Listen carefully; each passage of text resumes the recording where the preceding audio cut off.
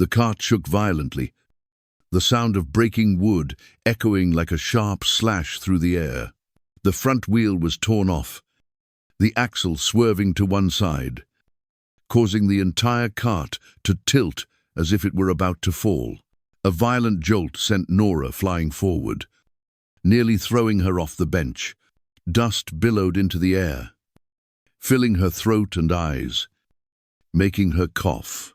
Her hands clutched the side of the cart, her fingers white from the tight grip. There was no warning, no sign of alarm. Everything happened in a split second. A free fall between heartbeats. The horse's hooves jerked and then stopped. The driver cursed, then jumped off the bench, circled around to inspect the damage, leaving Norah alone in the tense silence. She could only hear the wind blowing through the dry grass, her own labored breathing, and the metallic groan of the out-of-sync wheels. There were no towns, no houses, not a soul in sight, just an endless stretch of red dirt road under the wide Wyoming sky, so cold and empty that even God seemed to be holding his breath to listen. A strong wind blew through, whipping the thin layer of dust that covered her skirts and headscarf. Sweat began to bead on the back of her neck. Not from the sun, but from the fact that she was stuck in the middle of nowhere, no one to welcome her, no place to go, and nothing to hold her to the place she had once called home. In her lap was a frayed canvas bag containing 3 dresses, a small Bible, and a letter folded so the edges were a wedding invitation from a man she had never met. I am a practical woman. Miss Carter, I have 2 small children, a ranch to tend, and no time for courtship. If you agree, I will prepare the priest for your arrival. She had read it 100 times. And now, as the wheel broke, as the journey itself seemed to crumble to dust, the words felt heavy as a stone. Norah clutched the letter in her hand, as if it could keep her from falling apart. The wheel broke. The journey broke. The hope began to break. The coachman turned, his face streaked with dust and sweat, wiping his brow with a ragged handkerchief. It's broken, he said. The wheel is broken. I can take you to town, but you'll have to walk. Lead the horse. And Norah didn't answer. She just nodded, then climbed slowly out of the carriage, with what strength she had left in her back and legs. She began to walk her old boots, making a dry turn, rhythmic sound on the hard ground. Each step was a reminder that she was leaving everything she had ever known, including herself. If anyone had seen that moment, a small woman, quietly stepping down from a broken-down carriage, in the middle of a desert under a blazing sun, they probably wouldn't have understood what was really happening. But if you were here, if you were ever at a crossroads with only one path to freedom, even if that path was paved with sand, dust, and pain, what would you do? If your life had only one chance to escape the past and start over, would you dare step down from the carriage like Norah? This is not a story about a broken-down carriage. It is a story about a woman who refused to be a piece of luggage in someone else's life and began to clear her own path. And maybe it is your story too.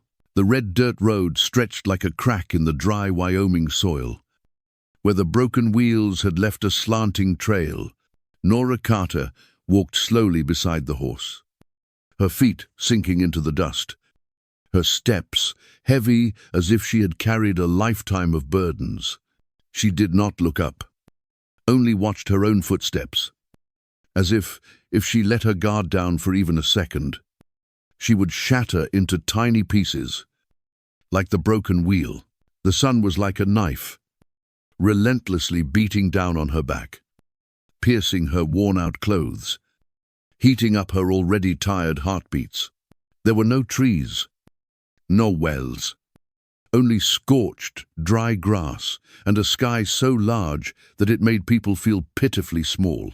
Each step seemed to sink her deeper into a strange land where she knew no one and no one knew her name. Norah Carter, once neatly listed in the Indiana Garment Factory register, was now a lost shadow, clutching the strap of her duffel bag as an anchor to keep her from drifting off into the wilderness. In the bag were 3 long-sleeved dresses, an old Bible, and a letter that had been read until the ink had run out. A dry marriage invitation from a man named Henry Albright. "I am a practical woman. Miss Carter, I have 2 small children, a farm to tend, and no time for courtship.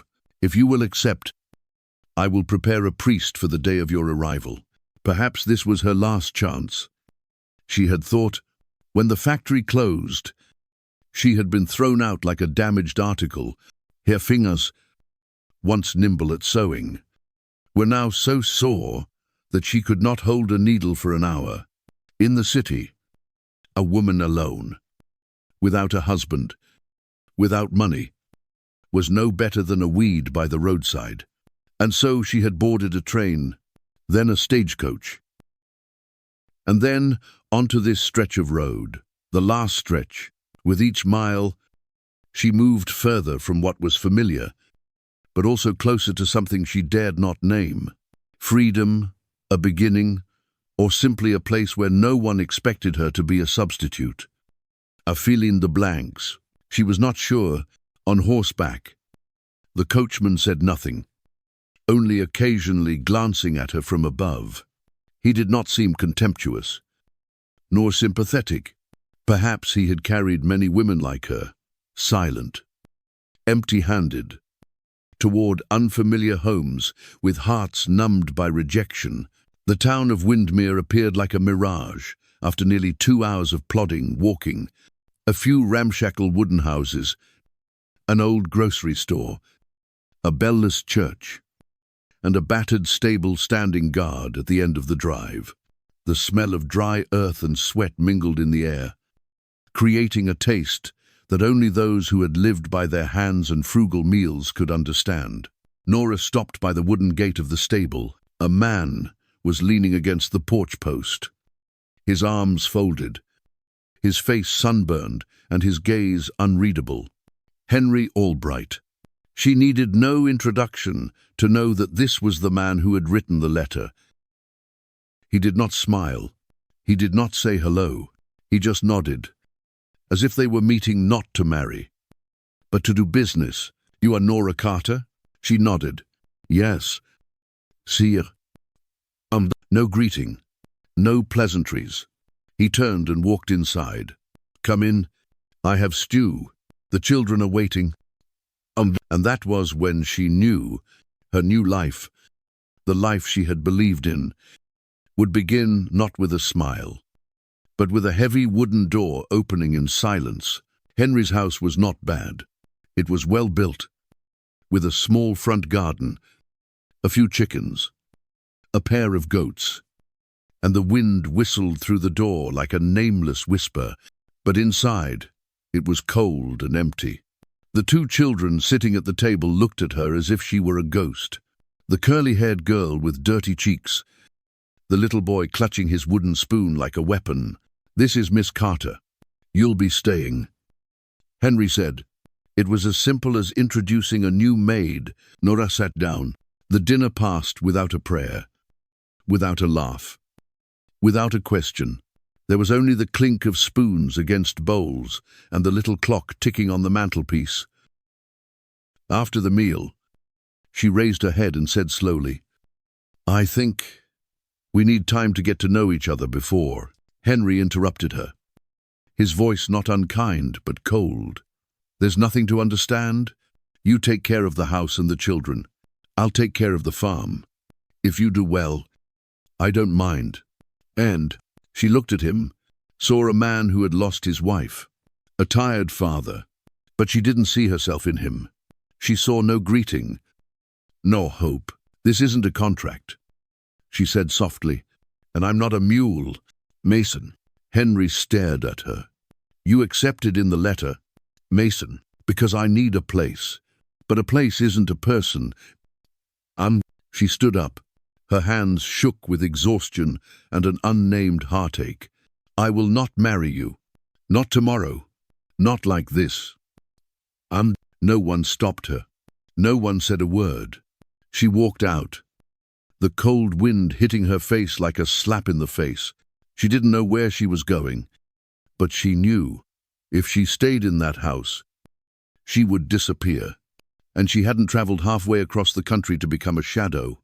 The house behind the church appeared in the twilight, small and old, but with a roof and a wooden porch to sit on. She sat down there, clutching her bag, not crying, not shaking, just closing her eyes and whispering a prayer, not for anyone to save her, but for herself to be strong enough to keep going. And that was when Norah knew she was not just coming to a new land, but perhaps to her end. The wind whipped through the eaves as Norah sat huddled on the steps of the old church. Inside, the small room was dark, save for the creaking of wood and the fading light of the evening. She hadn't brought much, just a duffel bag, 3 dresses, a Bible, and the letter still there, lying silently in her hands as a witness to the missed exchange. The dinner she'd had that night still lingered in her mind. A stiff, bland dream. The smell of long-cooked onions had risen from the soup. The meat was tender, but cooling in silence. The children hadn't said anything. Nor had Henry. He just pushed the bowl in front of her, then sat down as if she were a new employee in need of placement. No warm glances. No questions about her journey. No words of welcome to home, if home could be called. No flowers. No candles. No feelings. Norah tried. She put her hands on her thighs to keep them from shaking, forcing a smile from her lips as she looked at the little girl with the messy curly hair and dirty cheeks. "Hello, children," she said softly. She expected at least a nod, a curious look, but the child was silent. The younger one, a boy, glared at her, sucking on his wooden spoon as if afraid it would be snatched away. She felt like she was sitting in someone else's place, uninvited, unwelcome. Henry didn't look at her. He just ladled silently, eating mechanically. When he put the spoon down on the table, the sound was heavy. She swallowed, not from hunger, but from the rising unease. She had been prepared for the stiffness. She had read the letter. She knew Henry was not a man of many words, but she hadn't expected the silence to be so coldly empty. "Mr. Albright," she began, trying to keep her voice steady. "I thought we would have time to get to know each other before—" Henry interrupted, as if he had been waiting for her. "Marry, no need. I was clear from the beginning. You know why you came here." That. She froze. The words were like a cut, exposing the whole purpose he thought she had. "And what is your reason?" she asked, her voice no longer soft. "Children need care. Houses need caretakers. I need someone to share the burden. You want a place to go. I need a woman in the house. It's all very clear." "I know." Norah stared at him. There was no malice in his eyes, but no life either. No respect. Just need straightforward. Matter of fact. Cold. "And what am I to you? A maid with a wedding ring?" Henry shrugged. "You answered my letter. I didn't force you." But Norah stood up. The wooden chair slid behind her. She saw the girl's stunned gaze. She took a breath and let out all the pent-up emotions she had been holding since Indiana. "I'm not a name in a letter. I'm a woman and I just said no." No one spoke. Henry looked up, frowning slightly, as if assessing how serious she was. She looked around the table, the blank faces, the young eyes that had yet to understand but were used to silence, and she, standing there, nothing but herself tired, dirty, but still with the last of her fire unquenched. "Where are you going?" Henry asked. Not angrily, Just a matter-of-fact question, like all the others. It doesn't matter where I go, she said, as long as I'm not in a place where people treat me like an object. She turned and walked quickly to the door, not waiting for a reply. The heavy wooden door opened, its hinges creaking in a lament. Outside, the wind had picked up, carrying with it the cold of a foreign land. She tightened her grip on her duffel bag, and for the first time since leaving Indiana, she felt like she was standing up for herself, not out of desire, not out of fear, but for something deeper, something that couldn't be bought with letters or wedding rings. She didn't know where she would be tonight. She didn't know what she would eat, but at least she wouldn't have to sit at the dinner table feeling like a shadow. At least she would have kept the last thing she had left, a dignity. Henry didn't chase after her. He didn't call back. Maybe because he didn't think it was necessary, or maybe because he knew he had missed something he hadn't yet had the strength to name. On her way back to the church, Norah passed a few small houses, their windows dimly lit. Some looked through the curtains, some didn't, but no one asked. No one intervened. A woman walking at night in Windmir was not unusual, but not something anyone was prepared to notice. Norah found the hut behind the church. The door was unlocked. Just a small room, with rotten wooden walls, a rickety bed, and a dusty floor. But she lay down. No pillow, no light. Staring up at the dark ceiling, feeling lighter than ever. For the first time, she knew she was no longer the chosen one in someone else's story. She had chosen an endinger, a beginning for herself, in a way that no one wanted, but that she needed, and deep inside her, something began to stir. Not a dream, not a hope, but a quiet reawakening of something long dormant. Self-belief. The first morning in the hut behind the church was colder than Norah had expected. The wind whistled through the cracks in the wood, whispering low sounds from another world. The thin blankets were not warm enough. The bed was hard and creaked every time she turned, but she did not complain. After the long journey, after all the unspoken words of the night before, just a roof over her head to keep her from lying in the dew was enough. She sat up, wrapping the towel tightly around her shoulders, her hands red with cold and exhaustion. Outside, the morning sun was not yet strong, just enough to reveal the thin layer of mist that was slowly melting on the ground. The town was still quiet. The roosters had not crowed, the shops had not opened, and Norah, being a non-entity, followed every little movement as if it were the only thing that made her feel present.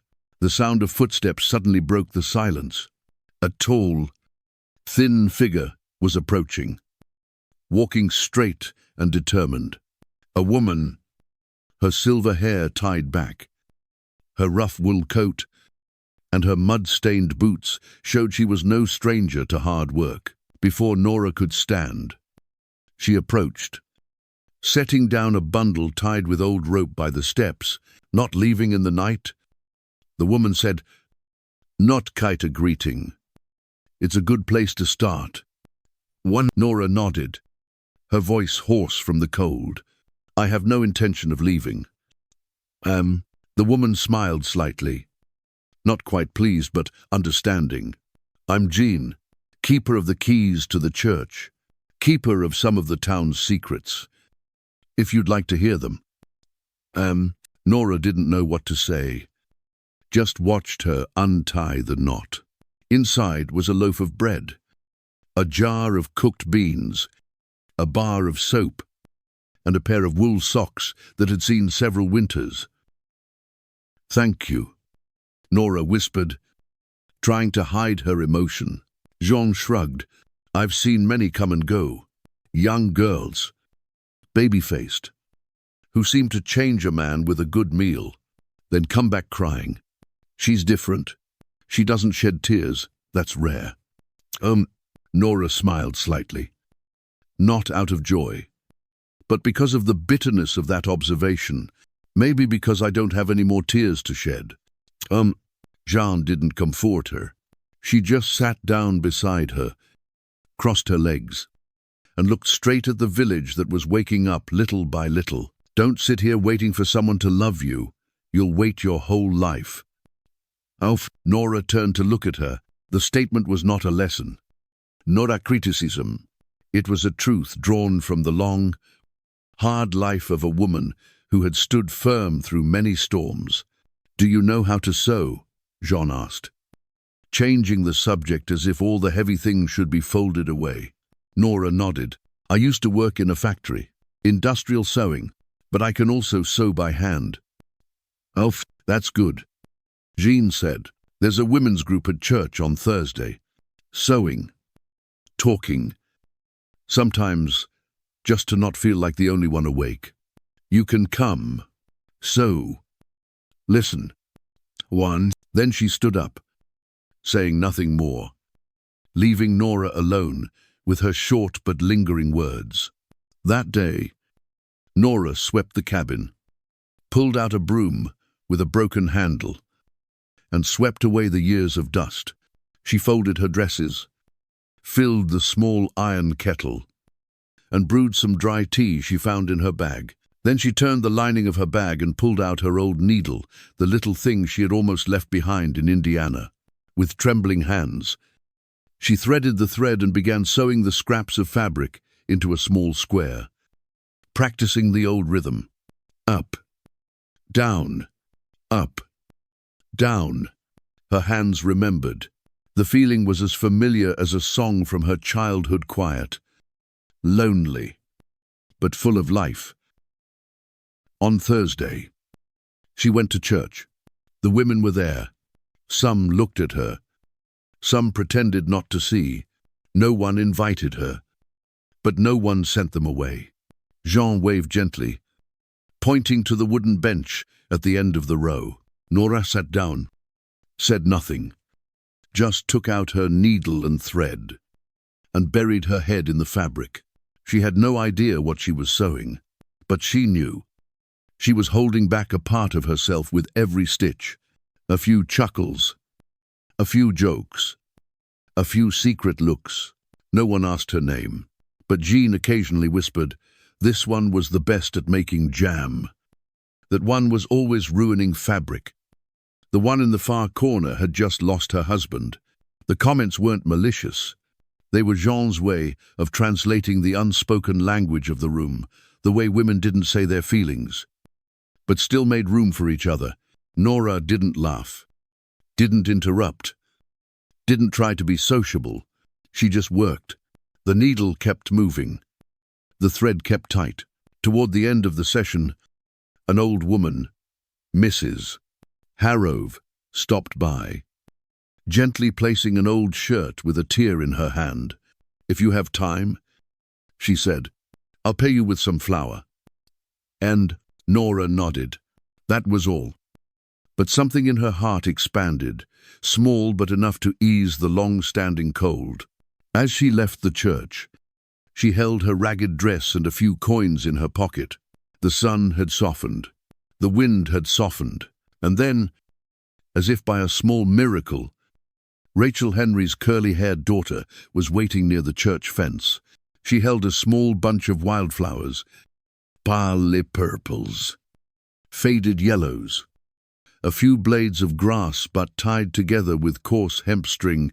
For you, Rachel said, and ran off without waiting for a reply. Norah stood still for a long time. She didn't know where the flowers had come from. She didn't know what Rachel was thinking, but she knew, more clearly than she had ever known anything since arriving, something was beginning to sprout. Maybe it was faith, maybe it was acceptance, or just a tiny thread, so tiny, threaded through a tear in the Siouxland, beginning to sew it back together. The morning was uneventful. The sky was clear. The wind was light. The early morning light gilded the steps of the church. Norah was sewing the last stitches on a handkerchief when Jean appeared at the fence. His face unusually hard. Someone's in town, Jean said, his voice low. asking for you, dressed smartly, but walking like a starving fox. Male. Norah felt her heart sink. What's his name? Marcus Vane. He said. N. The name cut like a cold knife. Short. Sharp. Sharp. It took her back to the days after her sister's death, the evenings she'd been called to comfort the children, while Marcus sat drinking. The times he'd sneered at her when she'd offered her opinions. Mousy Norah. He'd called her small, passive, voiceless.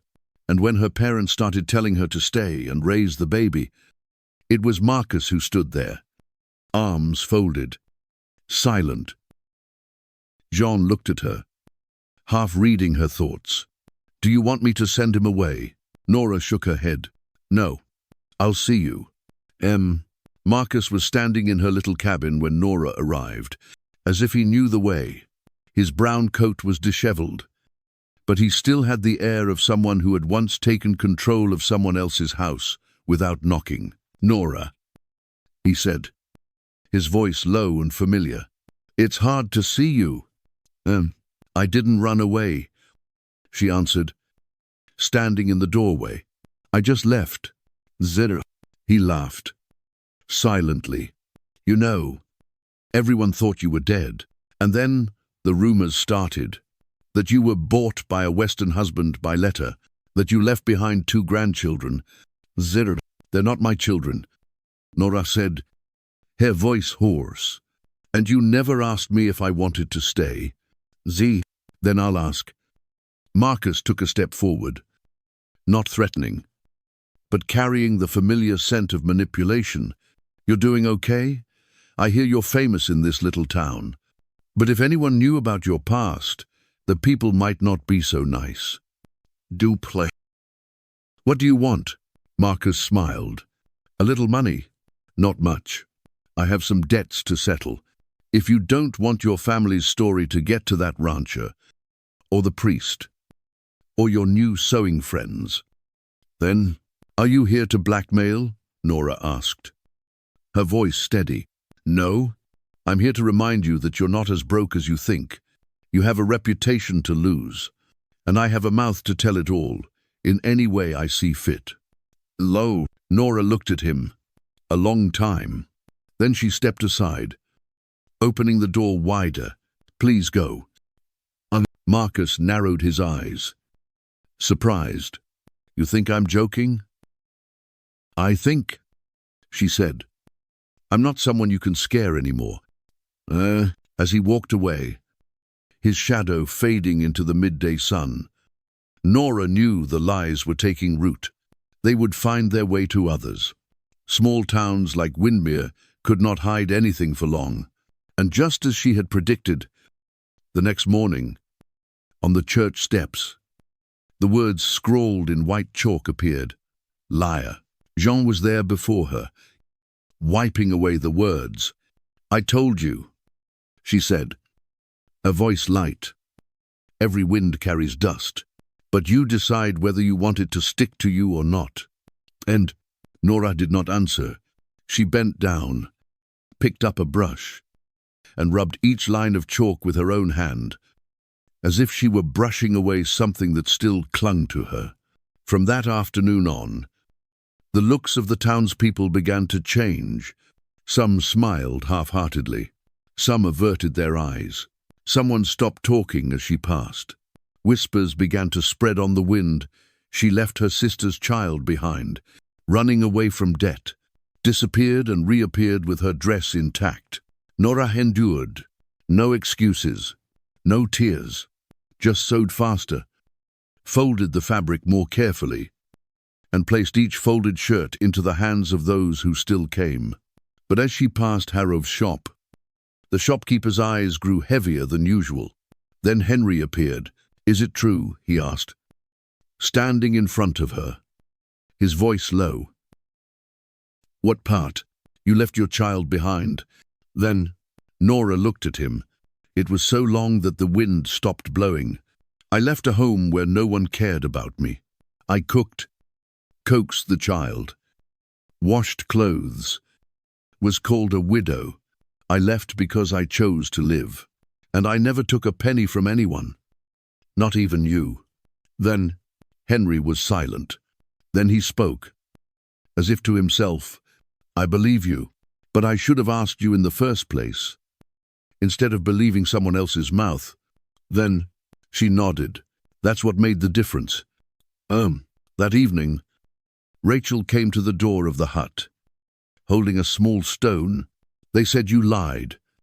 She whispered, but I don't believe it. Why? Norah asked, crouching down at her eye level. Because you went into the woods to find us. Because you sewed our shirts without complaining. Because you weren't a bad person. Norah didn't answer. She just squeezed the stone Rachel had given her smooth. Cool, and knew it was a symbol of something unbreakable. The next day, Marcus left town. No one saw him leave. But rumors circulated that Henry had talked to him behind the blacksmith shop, and no one ever mentioned Marcus again. But what he left behind remained, even though everyone was slowly learning the truth. There were still wary eyes. There were still unfinished stories. The past, Norah knew, wouldn't leave easily. It had claws, and it knew the way back. But this time, she didn't duck. She didn't bow. She faced it, and from that, something new was planted, a kind of respect that didn't come from pity, but from the way a woman stood tall when someone tried to pull her down. If the past wants to pull her back, it must see her stand firm. That afternoon, the sky was a clear, unblemished blue. The wind was light. The sun glinted through the sparse pine branches, and no one could guess what was about to happen. Norah had just left the school, where Rachel had shown off her first legible essay, when a strange sound tore through the air. Not the sound of horses' hooves, not the familiar call to each other, but a choked screech. Then a shattering sound like bones breaking in the air. Then came the shout, "Fire! The granary is on fire!" Smoke billowed from behind the feed store. It was black and thick, like an enveloping blanket. It crept across the roof, crept between the cracks in the doors, and spread like a shadow with a shape. Norah took Rachel's hand and ran after the crowd that was rushing toward it. When she got there, she saw Henry. His shirt was off, his hands bare, carrying a bucket of water, his face smeared with ash. He called for more water from the well, his eyes scanning the fire, as if calculating each beat of the fire. "Henry!" Norah called. "Is anyone trapped?" He turned, eyes full of concern. "They say little Johnson isn't out yet. He's been playing in the attic. No one's seen him since this morning." Norah didn't need to think. "Let me go." Henry took her hand. "No, you don't know what's inside. I'll go. You're too big. The attic is too small. I can do it." Without waiting for a response, Norah pulled her hood up over her nose, crouched, and plunged into the smoke. Heat rushed in like a wall of fire, knocking the breath from her chest. The smell of burning wood, crackling grain, and fear was thick. Her eyes stung.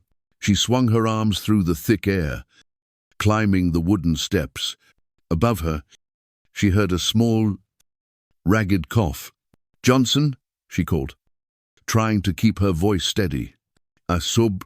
She squeezed through the collapsed grain sacks and crawled toward the sound. The boy was huddled under the beam, eyes wide, arms wrapped around his knees. His glasses were gone. The dim light from the fire reflected on his face, making it look as if it were carved from ash. "What's your name?" Norah asked, coming closer and kneeling. "Nathan," the boy whispered. She wrapped him in her cloak and lifted him with all her might. The wind whistled through the cracks in the walls, the fire blowing back as if to block their escape. Norah coughed, her eyes blurred with tears. But she took each step down the hot stairs, slipping several times on the burning wood. As the light outside became clearer, someone shouted, "There, there!" Then Henry appeared, his arm reaching out to pull them away from the stove. Norah collapsed to the ground, coughing uncontrollably. The boy in her arms was shaking but alive. Someone wrapped a towel around her shoulders. Someone else brought water. She couldn't remember who did what. She remembered only Henry's handruff, smelling of ash on her shoulder and whispering her name. For the first time, not as a request or a reproach, but as a prayer. Everything then seemed torn in two. On one side was fire, smoke, and silence. On the other side was the clasping of hands, the blanket someone had draped over her legs, Rachel's small arms around her neck as she reached the cabin. The next day, the whole town gathered in the wasteland where the barn had been. They didn't say much. They just looked at her. Then Mrs. Harrove stepped out, her voice clear of doubt. Norah Carter saved the boy from the fire, not out of duty, not out of merit, out of heart. Some applauded. Then another. Soon the whole town was up for hers, the woman they had once doubted. Now they trusted. Henry came that evening. He didn't knock, just stood silently on the porch. His shirt was clean, his hair still tangled with ash. He took a handkerchief and placed it on the wooden table in front of her. On it, clumsy stitches formed a crooked heart. "Rachel did it," she said, "to put it under your pillow." Norah smiled, softly. "Thanks." He sat down across from her, and there was silence for a moment. The fire crackled, the flickering light illuminating both their faces. "I was wrong," he said, without beating around the bush. "I thought I just needed someone to help me survive. But after all that, I realized I needed someone to want to live with." She said nothing. "And if you still have the ring," he continued, pulling a small object from his pocket, "then I would like to ask for another chance. Not because I need you to save me again, but because I would like to live with a woman I respect." Norah reached out and placed her hand lightly on the cold metal. A simple silver ring. No gems, no flashy promises. "Henry," she said softly, "would you sit with me?" He froze. "Sit? Not married, not promised, just sitting. Here, by my side. When it rains, when I sew, when Rachel reads poetry, when I'm quiet." He nodded. His eyes never left hers. "I'll sit as long as you want." And they sat there. Nothing more was said. The fire burned warmly. Outside, snow began to fall. The next day, the townspeople began to bring things to the barn: fire victims, cloth, blankets, rice, firewood. Norah helped. She sewed bags, pillowcases. The children ran around her hut like a playground. Rachel brought stories, flowers pressed in books, whispers when Henry was away. One day, while Henry was tending the fire, Norah took the ring from the wooden box and placed it on his hand. "I didn't give it back," she said. "I kept it. But now I know why." He looked at her, silent, not for the ring, but for that hand that now knows how to hold the truth. Winter passed like a guest who had stayed too long. The last snows melted slowly on the church steps, leaving small traces of water through the cracks in the wood. The wind no longer whistled, but only breathed softly among the pine branches that were beginning to sprout. In a corner of the garden behind the small cabin, the first green shoots broke through the cold soil like an unfulfilled promise. Norah stood there, her hands covered in mud, her eyes squinting from the sun. And for the first time she was not just gardening, she was planting a part of herself in this land. Children ran around, their skirts dirty, their laughter drifting over the fence like the first swallows of the season. Rachel had grown a little taller, her hair still tangled, but her smile was brighter. Eli ran after the black dog he had just picked up, wielding a stick like a sword. Norah sat on the wooden steps. The piece of cloth Rachel had sewn her heart to rest on her lap. The stitches were crooked, the extra thread still dangling from the edge. But it was part of this spring, imperfect, but real. That afternoon, she called Rachel back. "Remember the maple tree behind the barn?" Rachel nodded. "The one that sheds gold like rain in the fall?" "Yes." "Today, can you call your father and Eli to help me?" Rachel narrowed her eyes, then smiled, not asking any more questions, just running as if carrying the secret of the season. Norah changed into her simplest dress, a pale blue, the sleeves still frayed from gardening. She wore no flowers, no jewelry. She only brought the silver ring she had kept all winter, and her heart, healed piece by piece through each day spent with people who had once been strangers. When she reached the maple tree, Henry was there, Eli in her arms, Rachel holding a bunch of wildflowers she had just picked. Mud still stuck to the hem of her dress. Henry wore a white shirt, no tie, no hair combed, but standing in the shade of the tree, he looked strangely peaceful. His eyes had not left her since she had walked up. Norah stopped in front of them. Her heart was pounding, but not with fear, but with the feeling that something was real for the first time in her life. She took the ring from her pocket and held it up to the sun. The silver light hit her hand, warmer than ever. "You asked me? I told you. Now I want to make it clear. Between heaven and earth. Between your children and this earth." She looked up, not trembling. "I chose you, not because I need you, but because I believe in you. Believe in what you have learned, in how you make amends without expecting forgiveness. I don't want to be someone who gets picked up. I want to be the one who walks with you, day by day, year by year, on my own 2 feet. Oh, Henry didn't answer right away. He just walked up, took her hand, and bowed slightly. "Thank you," he said, "not because you said yes, but because you let me walk with you." 3 days later, under the maple tree, Reverend Tomlin waited with a small Bible. There were no bells, no gowns, no long tables of fresh flowers, just people who had seen Norah walk in the dust, stand firm in the fire, and sow every tear with faith. Jean wrapped her in a hand-crocheted shawl, earthy brown, warm as a blessing from someone who had gone before. "Not to be someone's wife," she whispered, "but to remind you of the woman you were before you said, 'I do.'"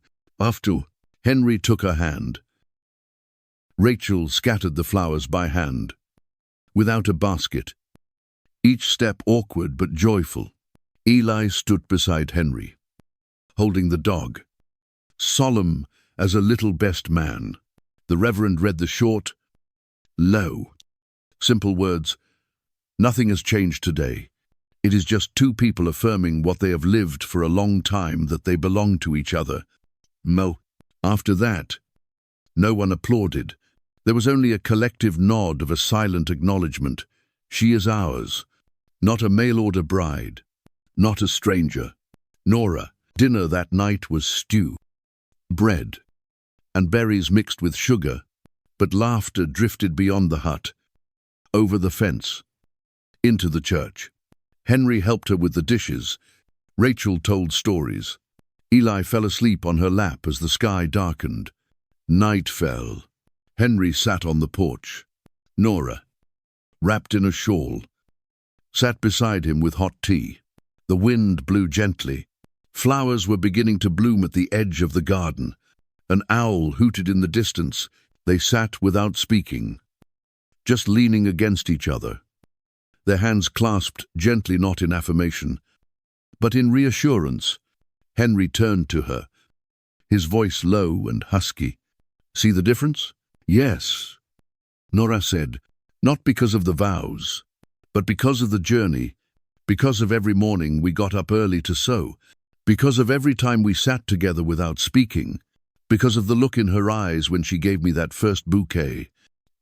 N. He nodded. Not because of the title, but because of life. N. And because of the choice, she added. Every day. We choose each other again. The next morning, the whole town came together to rebuild the barn. Norah helped distribute fabric to the makeshift shelters. Women sewed blankets. Children ran back and forth with sandwiches. No one called her mail-order bride anymore. They called her by her name. An old man nodded as she passed. Norah did it. In the afternoon, she went home, untied her scarf and apron, washed her hands. Rachel was drawing flowers on scrap paper. Eli was reading a story in a slurred voice. Henry was sharpening his knife to cut wood. She stood in the doorway, looking at the three of them, then out into the garden where vegetables were beginning to sprout, where wild flowers that no one had planted were still blooming. She closed her eyes, inhaling the scent of earth, of baking bread, and of something else that had no name. When she opened them again, she whispered, not to anyone in particular, but into the air. I came here to marry a stranger, but in the end, I chose a friend, and with that friend, I chose to stay. But if you stayed until the end, then perhaps you are like me, believing that everyone deserves a home, even if the road to it is dusty and windy. Maybe you have walked alone through tiring days, have been silent in a crowded room, have put your hand on an old wound and told yourself, I am okay. And if Norah's story makes you stop, even just for a breath, then perhaps a green shoot is starting to sprout in your heart. Leave a comment. I choose to stay, not just to support a character, but to tell yourself, you can choose. You can start over. You can find a place where you are called by your name, not by your past, not by your role, but by who you really are. And if your heart flutters, don't hesitate to subscribe to the channel. So whenever you need a place to lean on, a story to remember, a reminder that courage isn't always about standing up, but sometimes just about sitting down, you'll find it here, with me, with others who are also learning to choose to stay.